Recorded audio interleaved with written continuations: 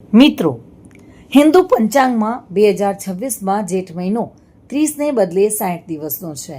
કારણ કે આ વખતે એક વધારાનો મહિનો તેમાં જોડાયો છે, જેને અધિક માસ કહેવાય છે. આ વધારાનો મહિનો જોડાવા છતાં કેલેન્ડર ગડબડ થશે નહીં.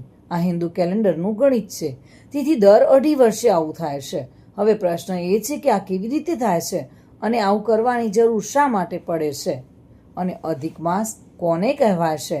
આ બધા જ પ્રશ્નોના જવાબ આપણે જાણીશું.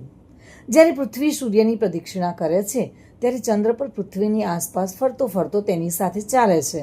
ચંદ્રને પૃથ્વીનું એક સંપૂર્ણ ચક્કર લગાવવામાં લગભગ 29 દિવસ જેટલું થાય છે, અને આ સમયગાળો જ આપણને એક ગુજરાતી મહિનો કહીએ છીએ. આ રીતે જ્યારે ચંદ્ર 12 ચક્કર પૂર્ણ કરી લે છે, ત્યારે ગુજરાતી કેલેન્ડરનું એક વર્ષ બને છે, જેમાં કુલ 354 દિવસ હોય છે.